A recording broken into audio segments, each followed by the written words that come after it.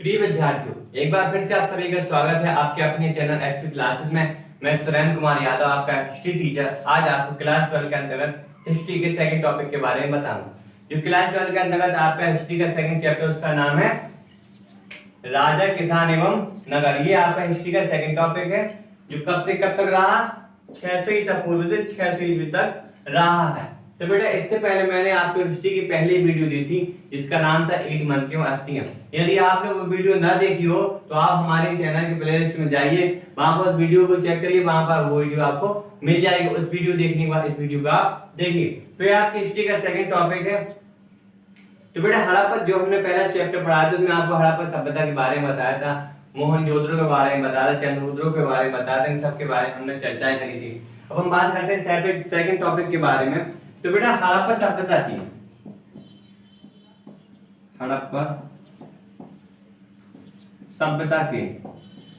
हड़प्पा सभ्यता के 1500 वर्षों के बाद, कितने 1500 वर्षों के बाद इसके उपमहाद्वीप में विभिन्न प्रकार के क्या हुए, परिवर्तन हुए। इसके बाद बात करते आगे, इसी समय सिंधु नदी, क्या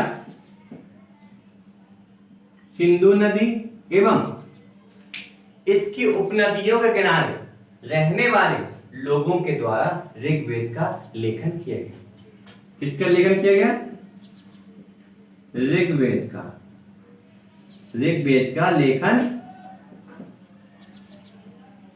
लेखन किया गया। अब आगे बात करते हैं 16 महाजनपदों के बारे में। 16 महाजनपद क्या होते थे? तो ये बेटा आपके 16 महाजनपद हैं। 16 महाजनपद। तो 16 महाजनपद क्या होते थे बेटा? 16 महाजन जो पद, ये 16 राज्य होते थे और प्रत्येक राज्य की अपनी एक राजधानी होती थी। अब हम बात करते हैं 16 महाजनपद का उल्लेख कहां मिलता है, कहां से हमें ये 16 महाजन प्राप्त हुए हैं, किसने बताया इन 16 महाजनपदों के बारे में? तो बेटा, और बौद्ध धर्म के प्रारंभिक ग्रंथों में इन 16 महाजनपदों का क्या उल्लेख मिलता है। तो ये 16 महाजनपद क्या होते थे? तो बेटा, ये 16 महाजन जो पद, ये 16 राज्य होते थे। प्रत्येक राज्य की अपनी एक राजधानी होती थी और इसमें सबसे ज्यादा महत्वपूर्ण जो राज्य था, जो महाजनपद था, वो आपका मगध था। और मगध की राजधानी आपकी थी राजगृह।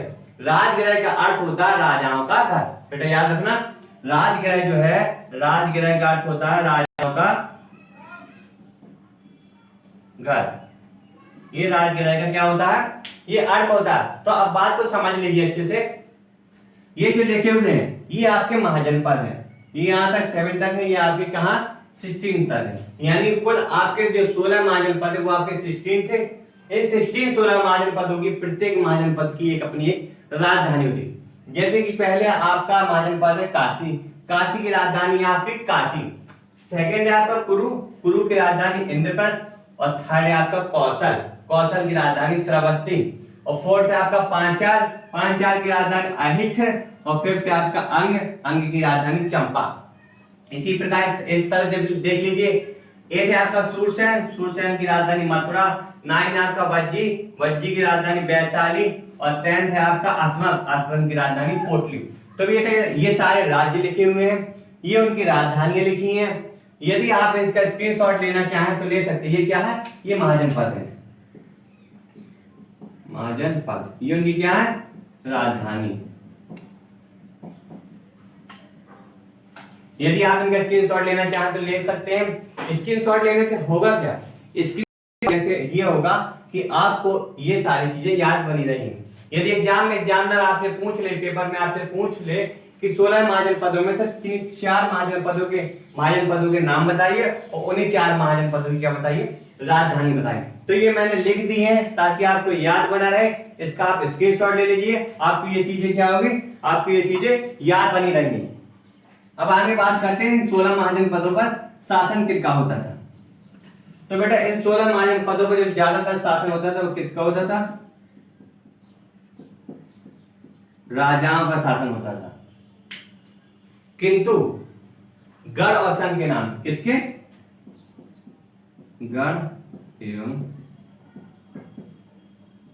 गढ़ एवं संघ के नाम से प्रसिद्ध राज्यों के अनेक लोगों का समूह शासन किया करता था। और इस समूह का प्रत्येक व्यक्ति क्या कहलाता था? राजा कहलाता था। भगवान महावीर और भगवान गौतम बुद्ध इन्हीं गणों से संबंधित थे। कौन कौन से गण थे? एक आपका गण था, एक आपका संघ था। इन्हीं गणों से वो क्या थे? गण और संघ समूह से संबंधित थे। अब आगे बात करते हैं हम। तो इसी समय इसी 600 ईसा पूर्व में ब्राह्मणों ने, किन्होंने? ब्राह्मणों ने संस्कृत में धर्मशास्त्र नामक ग्रंथ की रचना की। किन्होंने? ब्राह्मणों ने की थी। संस्कृत में की थी। किसकी रचना की थी बेटा? धर्मशास्त्र। धर्मशास्त्र की रचना की थी। ये क्या थे बेटा? ये आपके क्या थे? ग्रंथ। इसी समय ब्राह्मणों ने संस्कृत में धर्मशास्त्र नामक ग्रंथ की रचना की थी, जिसमें स्पष्ट तौर पर कहा गया था कि जो राजा होंगे, महाजन पदों पर जो राजा बैठेंगे वो क्या होंगे? वो क्षत्रिय वर्ग के लोग होंगे। और इनके जो क्षत्रिय वर्ग के लोग होंगे उनकी जो राजधानी होती थी उसको सुरक्षा की दृष्टि से, इनकी जो राजधानी होती थी महाजन पदों की, उनको सुरक्षा की दृष्टि से एक किले के अंदर निर्माण, उनकी सुरक्षा की दृष्टि से उनके बाहर के आरोप क्या हुआ था? किले का निर्माण कराया जाता था, ताकि जब कोई विपक्षी या कोई आतंकवादी आतंक करे तो इन किलों का निर्माण आसानी से पता चल सके, वो आसानी से इनकी राजधानी को विध्वस्त ना कर सके, नष्ट ना कर सके। तो बात आपको समझ में आ गई होगी बेटा। फिर इसके बाद ब्राह्मणों ने धर्मशास्त्र पुस्तक की, जब धर्मशास्त्र नामक ग्रंथ की रचना की तो स्पष्ट तौर पर कहा था कि जो शासक होंगे क्षत्रिय वर्ग के लोग होंगे। अलग अलग समूह के लिए अलग अलग व्यवस्थाएं भी की गई थी। करों की व्यवस्था के लिए किन को कहा जाएगा, किन से कर लिए जाएंगे, ये सब ब्राह्मणों ने इस धर्मशास्त्र ग्रंथ में स्पष्ट तौर पे कहा था। अब हम आगे बात करेंगे इसके बाद। तो ये बेटा आपको अच्छे समझ में आ गया होगा। अब हम आगे बात करेंगे जेम्स प्रिंसिप और प्रियदर्शी। प्रियदर्शी का अर्थ क्या होता और जेम्स प्रिंसिप कौन था? तो आगे बात करते हैं हम।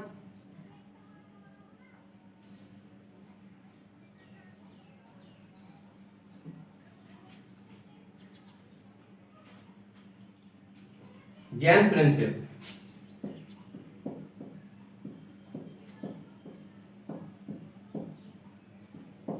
जेम्स प्रिंसिप कौन था?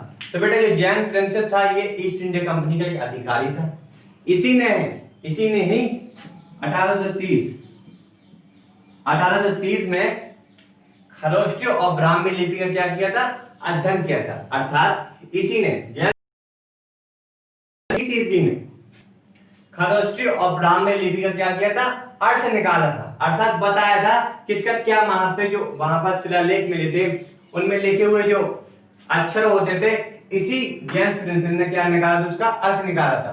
तो जेम्स प्रिंसिप के बारे में यदि आपसे कोई पूछ ले तो जेम्स प्रिंसिप जो था वो ईस्ट इंडिया कंपनी के एक अधिकारी था, जिसने 1830 ईस्वी में अशोक के अभिलेखों का क्या निकाला था? अर्थ निकाला था। तो आपको अच्छे से बात समझ में आ गई होगी। इसी ने बताया था, उसमें क्या लिखा था? प्रियदर्शी। क्या लिखा हुआ था? प्रियदर्शी। प्रियदर्शी का अर्थ क्या होता है?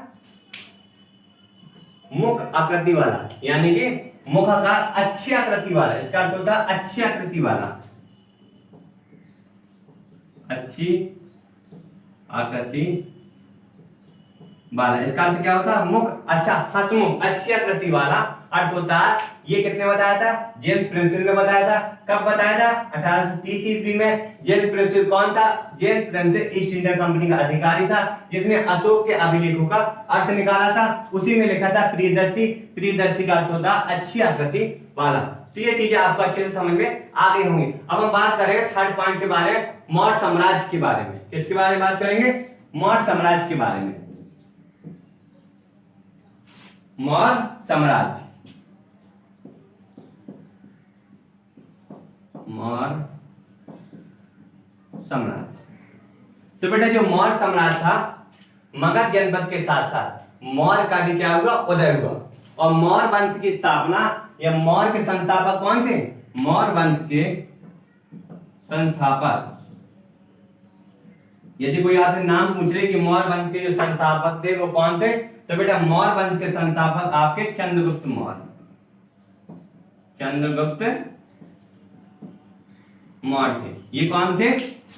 ये मौर्य वंश के संस्थापक थे। अर्थात चंद्रगुप्त मौर्य ने ही मौर्य वंश की स्थापना की थी। अब चंद्रगुप्त मौर्य ने मौर्य वंश की स्थापना कब की थी? ये भी एक प्रश्न बनता है। तो बेटा चंद्रगुप्त मौर्य ने मौर्य वंश की स्थापना 321 ईसा पूर्व में की थी। कब की थी? 321 ईसा पूर्व में की थी। अब चंद्रगुप्त मौर्य का जो शासन फैला हुआ था वो कहां से कहां तक फैला हुआ था? तो चंद्रगुप्त मौर्य का जो शासनकाल फैला हुआ था वो आपका फैला हुआ था पश्चिमोत्तर से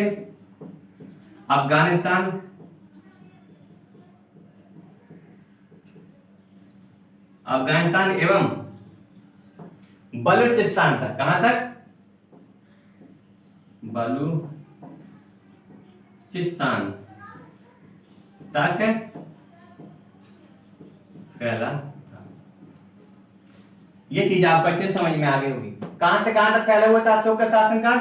पश्चिमोत्तर से अफगानिस्तान एवं बलूचिस्तान तक फैला हुआ था। ये चीज आपको समझ में आ गई होगी। और मौर्य वंश के जो मौर्य के संस्थापक थे, जो मौर्य वंश मौर्य साम्राज्य के संस्थापक थे वो कौन थे? चंद्रगुप्त मौर्य थे। चंद्रगुप्त मौर्य किसके शिष्य थे? चंद्रगुप्त मौर्य चाणक्य के शिष्य थे। किसके? अर्थात कहने का मतलब है जो चंद्रगुप्त मौर्य के गुरु थे वो कौन थे? चाणक्य। ये चंद्रगुप्त मौर्य के गुरु भी थे और उनके मंत्री भी थे। अर्थात ये मंत्री जो थे चाणक्य, ये चंद्रगुप्त मौर्य के मंत्री थे। तो चंद्रगुप्त जो चाणक्य थे वो चंद्रगुप्त को सलाह दिया करते थे किस प्रकार से काम करना, किस प्रकार से युद्ध करना, कब किसके ऊपर युद्ध करना, ये चाणक्य ने समझा। जो थे बहुत विद्वान आदमी थे। इन्होंने धर्मशास्त्र, इन्होंने क्या किया है? अर्थशास्त्र की भी रचना की है। इन्हीं ने इनको चाणक्य भी कहते हैं और इन्हें कौटिल्य भी कहते हैं। क्या कहते हैं? कौटिल्य। कौटिल्य ने ही क्या लिखी है? अर्थशास्त्र की रचना की है। अब एक कहानी सुन लीजिए। चाणक्य थे एक बार घनानंद के दरबार में गए। तो घनानंद ने क्या किया कि घनानंद ने चाणक्य की बेइज्जती की। चाणक्य की घनानंद ने क्या किया? अपमान किया। और आपको पता है जब किसी को यदि कोई अपमान करते हैं और उसके अंदर अपमान की भावना पैदा हो जाए तो उसके अंदर जो ज्वाला उत्पन्न होती है, प्रतिशोध की भावना जो उसके अंदर पैदा होती है, उस प्रतिशोध की भावना से भी किसी भी इंसान को, किसी भी बेकार इंसान को वो क्या से क्या बना सकता है ये केवल वो ही जानता है। जिस व्यक्ति का जिस किसी समाज में अपमान हुआ, यदि वो बात उसके सीने में लग जाए, मैं कहता हूं यदि मैं आप लोगों का अपमान कर दूं, भले चौराहे में अपमान कर दूं या शादी समारोह में आप मेरे घर आए या आप मेरे घर पर किसी प्रकार किसी कारणवश आए, मैं आपका अपमान कर दूं तो आपके अंदर प्रतिशोध की भावना उत्पन्न हो जाएगी। आप इस बारे में सोचोगे कि इसने मेरा अपमान किया है तो मैं इससे अपने अपमान का बदला किस प्रकार से लूं। इसी प्रकार से धनानंद जो था, कौन बेटा याद रखना, धनानंद जो था, धनानंद ने चाणक्य क्या किया था? अपमान किया था। तो चाणक्य उसी समय अपनी चोटी बांधी और प्रतिज्ञा ली थी कि धनानंद जब तक मैं तुम्हारे साम्राज्य को नष्ट नहीं कर दूंगा तब तक मैं चैन से नहीं बैठूंगा। उसी तरह जब वो वहां से अपमानित होकर घर वापस लौट रहे थे तो रास्ते में उसे क्या मिला? एक बालक मिला जिसे उन्होंने विद्या सिखा था, योग्य बना के क्या बना? वो आगे चल के चंद्रगुप्त मौर्य बना, जिसने धनानंद को क्या किया? परास्त किया और मौर्य वंश की स्थापना की। तो ये चीज आपको बहुत अच्छे से समझ में आ गई होगी। मैंने कहानी आपको इसलिए बताई ताकि दिमाग में आपके बस जाए। हिस्ट्री क्या होता है? हिस्ट्री होता है एक फैक्ट, एक स्टोरीज जो हमारे पास्ट में हैपेंड हो चुकी, ये सब हिस्ट्री होता है। इसलिए यदि आप कहानी के तौर पर से पढ़ेंगे, अच्छे से समझेंगे, फैक्टों को अच्छे से पढ़ेंगे, नाम याद रखेंगे तो आपको चीजें अच्छे से समझ में आती जाएंगी। अब हम आगे बात करते हैं एक सर्वाधिक शक्तिशाली महाजनपद क्यों था, इसके बारे में हम बात करेंगे। जब भी आपको किसी चीज को समझना हो तो उस चीज को समझने से पहले उसमें क्यों का अर्थ लगा दीजिए। यदि ऐसा होता है तो क्यों होता है, क्यों ऐसा क्यों नहीं होता, ऐसा क्यों होता है, तो चीजें आपको बहुत अच्छे से समझ में आ जाएंगी। अब बात करते हैं चौथा पॉइंट आपका, मगध सर्वाधिक महाजनपद क्यों था। मगध सर्वाधिक शक्तिशाली महाजनपद। अब इसमें प्रश्न लगा लो क्यों था। तो बेटा मगध के सर्वाधिक शक्तिशाली होने के बहुत से कारण हैं, लेकिन मैं आपको 2-3 ऐसे कारण बताऊंगा जो आपको आसानी से याद हो जाए ताकि इन कारणों को आप भूलें ना। क्योंकि ये ज्यादातर पूछ लिया जाता जो आपका मगध था ये सर्वाधिक शक्तिशाली क्या था, ये सर्वाधिक शक्तिशाली क्या था, महाजनपद। तो मगध की राजधानी क्या थी, मैंने आपको बताया था उसमें राजगिर। राजगिर का अर्थ क्या होता है, राजाओं का घर। तो इसके सर्वाधिक शक्तिशाली होने के कारण देख लीजिए। जैसे पहला पॉइंट है आपका, मैं लिख नहीं रहा हूं, केवल पॉइंट बाई पॉइंट आपको समझा दे रहा हूं ताकि आपको याद बना रहे। आपको कुछ भी रटने की आवश्यकता नहीं है, केवल जैसा मैं आपको समझाऊं वैसा आपको समझ चले जाना। तो जो मगध सर्वाधिक शक्तिशाली मगध था महाजनपद, तो उसके पीछे क्या कारण था, उसके पीछे कारण देख लीजिए। पहला कारण था कि मगध की जो भूमि थी वो अत्यधिक उपजाऊ थी। ये बात आपको समझ में आ गई, क्या था, मगध की जो भूमि थी वो अत्यधिक उपजाऊ थी, एक ये कारण हो गया। सेकंड कारण के बारे में बात करते हैं। मगध आधुनिक बिहार, झारखंड कह सकते हैं, झारखंड कहां पर है, आधुनिक बिहार में, वहां पर लोहे की खदानें बहुत थी, या कहने का कह सकते हैं कि वहां पर लोहा आसानी से उपलब्ध हो जाता था। लोहे के उपलब्ध होने का जो धारदार हथियार थे, उन धारदार हथियार से क्या होता था, दूसरी सेनाओं को आक्रमण करने में सहायक होते थे। तो कहने का मतलब सीधा सीधा आप ये समझ लीजिए कि जो झारखंड है कहां पर, जो आधुनिक बिहार में, वहां पर जो लोहे था वो पर्याप्त मात्रा में था। ये भी मगध के सर्वाधिक शक्तिशाली होने का एक कारण है। अब थर्ड पॉइंट है वो आपका बहुत ज्यादा इंपॉर्टेंट, देख लीजिए।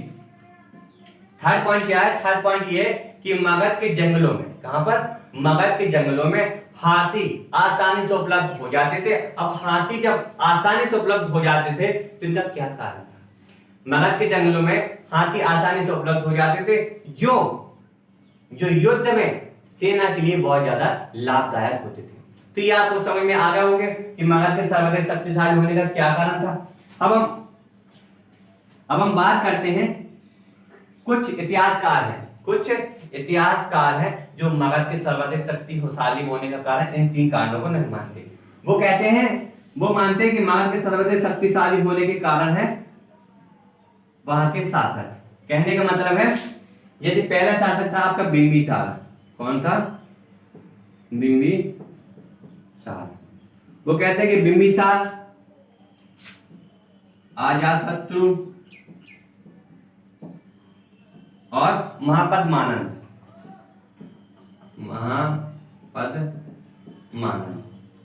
ये क्या थे, ये महत्वपूर्ण महत्वाकांक्षी राजा थे, ये कह सकते हैं शासक थे। और इनकी जो नीतियां होती थी, अर्थात इनके जो कानून होते थे, नीतियां होती थी, उन नीतियों को लागू कौन किया करते थे, इनके मंत्रीगण उन नीतियों को लागू किया करते थे। तो कुछ इतिहासकार बिंबिसार, अजातशत्रु और महापद्मानंद को क्या करते, महत्वाकांक्षी शासक मानते हैं और कहते हैं कि इन्हीं के कारण मगध सर्वाधिक शक्तिशाली राज था। तो ये बात आपको अच्छे समझ में आगे होगी। अब हम आगे बात करेंगे आपके, तो बेटा आगे बात करते हैं। अब जो आपका पांचवा पॉइंट है वो मौर्य के बारे में जानकारी प्राप्त करना। कहां से मौर्य के बारे में जानकारी प्राप्त होती है, किन किन ग्रंथों से हमें मौर्य के बारे में जानकारी प्राप्त होती है। तो देख लीजिए, मौर्य के बारे में जानकारी प्राप्त करना, हेडिंग क्या है आपकी, मौर्य के बारे में जानकारी क्या करना, प्राप्त करना। देख लीजिए, इसे देख लीजिए। तो मौर्य के बारे में जानकारी प्राप्त करने के कुछ स्रोत हैं जिससे पता चलता है कि मौर्य सम्राट कैसा था, अर्थात जो अशोक सम्राट अशोक थे उनका कैसा व्यवहार था, कैसा नेचर था, वो किस नेचर के, किस स्वभाव के व्यक्ति थे। क्या वो क्रूर राजा थे, क्या वो निर्दयी राजा थे, क्या वो दूसरों के लिए हमेशा कष्टदायक राजा साबित हुए। तो इन सब के बारे में हम बात करेंगे। तो बेटा बात करते हैं मौर्य के बारे में जानकारी प्राप्त करना। तो मौर्य के बारे में जानकारी कहां से प्राप्त होती है, तो ज्यादातर कुछ अंत तक मौर्य के बारे में जो जानकारी प्राप्त होती है वो चाणक्य के द्वारा। किसके द्वारा, चाणक्य के द्वारा। किसमें, अर्थशास्त्र में। अर्थशास्त्र में भी चाणक्य के द्वारा मौर्य वंश की जो मौर्य के बारे में जानकारी प्राप्त होती है। और मैगस्तीन था, राजदूत था, उसके बारे में उसने भी चंद्रगुप्त मौर्य के शासन के बारे में बताया। लेकिन कुछ और ही भाग हैं। क्या भाग है, जैसे आपका बौद्ध धर्म हो गया, जैन धर्म हो गया, और पौराणिक ग्रंथों में मौर्य के बारे में जानकारी प्राप्त होती है। इन सब ग्रंथों में मौर्य के बारे में बताया गया है कि मौर्य की शासन प्रणाली कैसी थी, मौर्य का जो व्यवहार था लोगों के साथ, वो किस प्रकार का व्यवहार किया जाता था। लेकिन ज्यादातर जो साक्ष्य प्राप्त हुए जिनसे हमें बहुत अधिक जानकारी मिलती है वो क्या है, वो है अशोक के अभिलेख। क्या है? अशोक के अभिलेख। इनसे मौर्य वंश की ज्यादातर हमें जानकारी मिलती है, क्योंकि अशोक जो था, अशोक ने अपने अभिलेखों में स्पष्ट तौर पर लिखवाया गया था जो जो उसने क्रियाएं चालू की, जो जो योजना उसने चलाई, इन्होंने अपने अभिलेख में लिखवाया। तो अशोक एक अच्छा राजा था, किसी को ज्यादा परेशान नहीं किया। कहने का मतलब है कि जो अशोक के अभिलेख थे उनमें स्पष्ट तौर पर लिखा गया था, अशोक के अभिलेख में स्पष्ट तौर पर लिखा गया था, अशोक ने धर्म कह सकते हैं, जैसे धर्म का प्रचार भी कराया था। धर्म होता है शब्द, धर्म के साथ धर्म, अर्थात कहने का मतलब है अशोक ने सभी जातियों के लिए अच्छा धर्म निर्धारित किया था। अर्थात किसी भी जाति विशेष वर्ग को उसने कभी भी ऐसा नहीं कहा कि आप इसी धर्म को मानेंगे, ठीक है। उसने कभी भी किसी से दबाव नहीं डाला कि आप इसी धर्म को ही स्वीकार करेंगे। धर्म ने स्पष्ट तौर पर कहा गया था कि जो दीन दुखी निर्दयी लोग हैं उनके साथ क्या किया जाएगा, उनके साथ अच्छा व्यवहार किया जाएगा। ब्राह्मणों के साथ उदारता का व्यवहार किया जाएगा और अन्य वर्ग के लोगों के साथ भी अच्छा व्यवहार किया जाएगा, ताकि किसी प्रकार की किसी भी लोगों को समस्या का सामना ना करना पड़े। तो ये सब क्या है, ये सब मौर्य के बारे में जानकारी प्राप्त करने के स्रोत है। कौन कौन? आपके अशोक के अभिलेख हो गए, चाणक्य अर्थशास्त्र भी, मौर्य वंश के बारे में जानकारी प्राप्त होती है, और इसके बाद आते हैं आपके बौद्ध धर्म, जैन धर्म और जैन धर्म ग्रंथों में भी अशोक के साम्राज्य के बारे में जानकारी प्राप्त होती है। तो ये पॉइंट आपको अच्छे से समझ में आ गया। ये कौन सा पॉइंट था आपका? 5वां पॉइंट था। अब हम आगे बात करेंगे 6वें पॉइंट के बारे में। 6वां पॉइंट क्या था?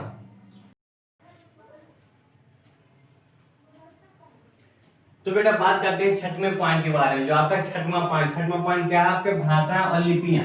तो अशोक की जो भाषा थी वो क्या थी? प्राकृत भाषा। अर्थात जो अशोक के अभिलेख लिखे हुए थे वो प्राकृत भाषा में लिखे गए थे, ताकि जन सामान्य को वो भाषा समझ में आ जाए। लेकिन कुछ जो अभिलेख हमें प्राप्त हुए हैं, जैसे आपका पश्चिमोत्तर में यूनानी और अरामीक भाषा में क्या किया गया? अभिलेखों को लिखा गया है। लेकिन कुछ अभिलेख क्या है? कुछ अभिलेख पश्चिमोत्तर की कहां पर? खरोष्टी में लिखे गए। किसमें? खरोष्टी लिपियां। ये लिपियां होती हैं, जैसे खरोष्टी हो गया, ब्राह्मणी लिपि का अर्थ किसने निकाला था? जेम्स प्रिंसेप ने। मैंने आपको ये बता दिया पहले 1830 ईस्वी। अब जेम्स प्रिंसेप कौन था? James Prinsep east India Company का एक अधिकारी था। तो आपको ये बात समझ में आ गई होगी। जो ज्यादातर उसकी भाषा होती थी अशोक की, वो प्राकृत भाषा होती थी, लेकिन पश्चिमोत्तर में कुछ अरामीक में और यूनानी भाषा में भी क्या लिखे? अभिलेख लिखे हुए, और कुछ अभिलेख खरोष्टी भाषा में भी लिखे गए हैं। और जो प्राकृत उनके अभिलेख प्राकृत भाषा थी, उनकी प्राकृत भाषा कौन थी? ब्राह्मणी लिपि। ये ब्राह्मणी लिपि उनकी प्राकृत भाषा थी। लेकिन अरामीक और यूनानी लिपियों का प्रयोग कहां पर किया गया था? अफगानिस्तान के अभिलेखों में किया गया था। तो ये बात आपको अच्छे से समझ में आ गई होगी। अब हम बात करेंगे 7 पॉइंट के बारे में।